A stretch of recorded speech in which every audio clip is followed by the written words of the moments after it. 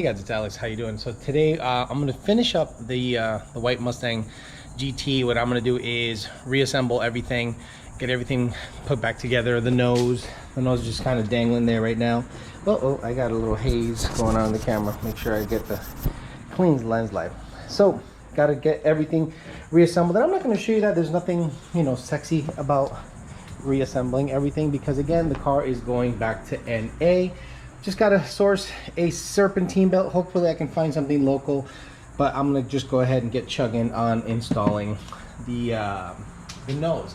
Now the reason I'm taking video at all is because I have to decide what to do about the cold air situation. So this is the cold air that came in the car, bone stock.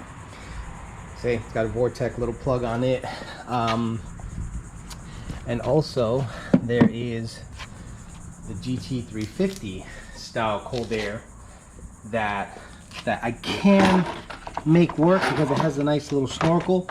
But then when it comes to the elbow and the pipe, I got to decide what to do. Well, back in the day, I ended up doing some stuff with the red car that was kind of funny, and yes, I made my own cold air kit. Now this, the elbow, clamps, and the pipe are part of a Power by the Hour make your own cold air kit. It comes with a longer pipe that I cut. You know, I was looking for that funnel. And it was in a pipe. I gotta reorganize this garage. Anyway, it comes with a good sized pipe, heyo, and you can cut it to length to whatever you want. And what I did with the red car is I made a mass airflow sensor out of a Bustelo can because one, it's funny. Two, I wanted to see if the signal would be halfway decent, and it was. So what I'm going to do is I'm going to try to retrofit this guy, not the Bustelo. I'm going to use I believe this is Gen 2 housing. So a Gen 2, which is like about 80 or 90 millimeter, I'm just going to have to do for now because I don't really need anything bigger. If you put this up against a stock Gen 3 cold air, it's a little smaller. See, actually, let's do the mass airflow housing size. See, it actually fits inside of it. So because it's smaller, obviously I'm gonna have to change the data in the tune to accommodate it, or I could just install that guy using the parts from this. I probably do this because I believe a open air element, slightly smaller housing, might flow a little better than the stock sealed box with a bigger housing. I could be wrong, but it'd be pretty neat to dyno test that stuff, don't you guys think? I understand it's very hot outside. I understand it's might not be scientific, but I think it'd be content worthy to say, okay, smaller housing, free flowing filter versus stock housing enclosed air box, and to see how much of a difference it makes, if any. So that's the plan today. Get the nose put back on, get this guy in there with the mass airflow sensor, the stock mass airflow sensor. Hopefully I can find a serpentine belt local, get it started. It still has the FIC 1440s, they tune easy, so I'm not really stressing that. What I want to do is get everything all situated and then maybe get it on E85 because it's NA now, so it doesn't matter. Still has the booster pump, and I plan on keeping the booster pump. I will provide the buyer of the supercharger kit a brand new in the box booster pump and maybe injectors. I might just give him injectors, buy him some FIC 1000s or something. That's all he needs. It's just so I don't have to take out these 1440s. These 1440s are really good, so I really don't want to have to take them out because they work just fine, and I don't really want to have to do anything silly in the event that I go turbo. Then I don't have to upgrade the injectors again. So it's all about not buying stuff twice. Okay, enough talking. Let me get the front end put on, maybe do a little time lapse thing, maybe not because it's not that interesting or sexy to watch me put that on, and then we'll see what we can do configuring the cold air setup on the white car. And is on. You know how it's funny how when you do it the second time it's a lot quicker, when the first time it seems like it took forever. Really, I think Ford did a great job putting these internal brackets in to hold this on, as opposed to that external clip that was integrated into the bumper. Anyway, real easy. So good news, the GT350 intake box fits I was a little afraid as to what was going to happen because this is a Gen 3 and GT350s and GT500s technically are still Gen 2 body. I didn't know if there was going to be a huge difference because I know the hood sits a little lower on Gen 3s, but very happy that the GT350 box retains all of the factory mounting points, and I'll be able to lay this guy in there. So let me swap this guy out for this guy. We're gonna do some testing. That'll be good content for the future. Put this on E85, get it all dialed in. This is a Gen 2. It's a smaller, cold air intake housing, PBH one, with an open air filter in a GT350 box. Be good to dyno it. Throw it on my dyno, see what it does, and then stock cold air data, if I can somehow made it to this tube, and see if there's any power difference at all with the K&N filter that's currently on it. So, okay, let me keep chugging, get this guy on here, put it on so you can see how it's gonna lay out, and that'll be the cold air for this car going forward. This is why we test fit stuff. So after you put the lid, so you can tell that the GT350 cold air shield has like a bit of a raised area that's separate from the bottom, okay? And this technically should be sealing on the GT350 style hood, or even a Gen 2 hood. So I'm gonna try to lower the hood and see how much clearance, if any, I have. It doesn't look promising, but one never knows until you actually shut the hood. Boy, I think we're okay. Yeah, I think we're okay. I'm not going to slam it down, but it doesn't seem to be resisting all that much. And if it creates a nice seal up there, that's just money. But yeah, it looked suspect at first because of the height, but after doing a quick test fit, it seems to be pretty good. Again, this isn't revolutionary stuff. I'm just trying to reuse stuff that I have around the garage and try to make it fit, so keep it chugging. Okay, so the combination of stuff I have here might work, but the issue I'm having is this, right? So theoretically, I can just put this elbow here, face it towards the shield, and then put the housing. But the problem is the elbow that I have has a bigger diameter than the Gen 2 cold air, like by a lot, right? So because I don't want to take the O-ring and crush the crap out of that, I'd rather it work, you know, properly. So on this guy, you can see it's a reducer, right? So it goes from this pipe to this reducer. This pipe is similar diameter to that guy. So theoretically, or actually that's how it went. So what I'm going to do, just to use this as a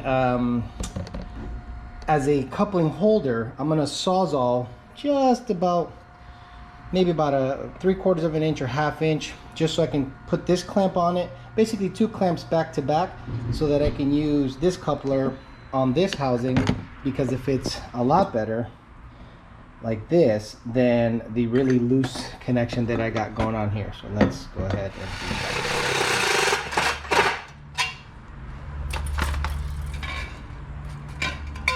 not bad, not bad. I'll shave it down a little bit.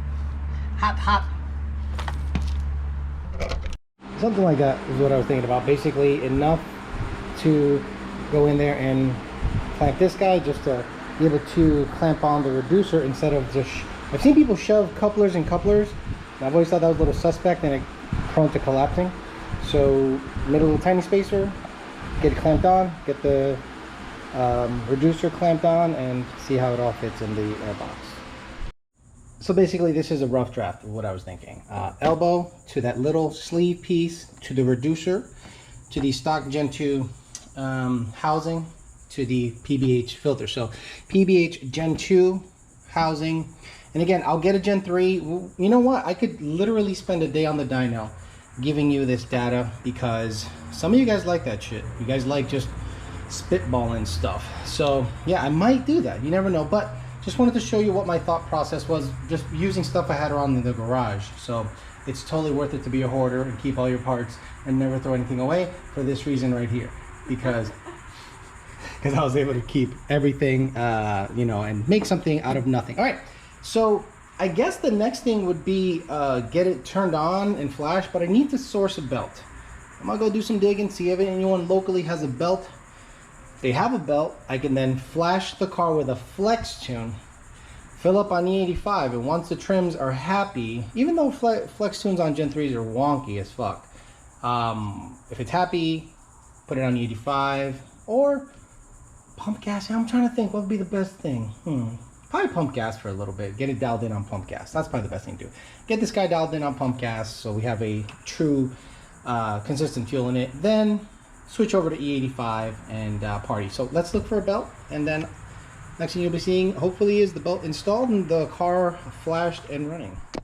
Okay, got everything situated like I want. The CAT scan is there temporarily. I'm going to put it over there somehow, somewhere. We'll figure it out.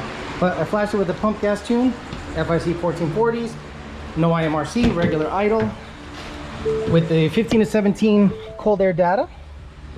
And I'm going to start data logging. So that's an old splash screen. It's really a Lund Racing deal. I don't know why they still say they AP tuners. Yep, normal, because it doesn't matter. KKK, start logging. Boom, let's see. Hopefully everything starts fine. We'll see. Oh, there we go.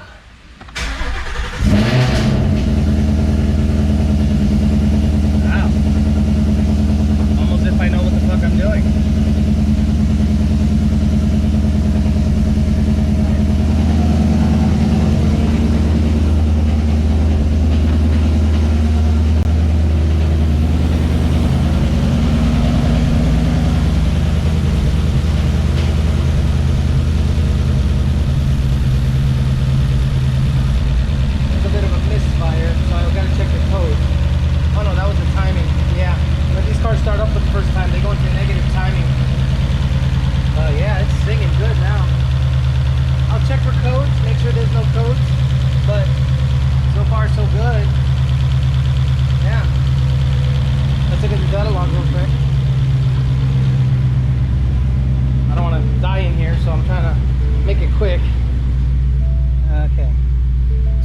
Again, you want to be plus it's warming up, so on the warm-up you'll see fuel trims be about 15% rich. Oh wow, look at that. So they might get a little on the lean side. So man, it's running really good. Holy shit. I hate to sound surprised, but not many things go right for me, you know what I'm saying? Let me rev it up, make sure everything's good.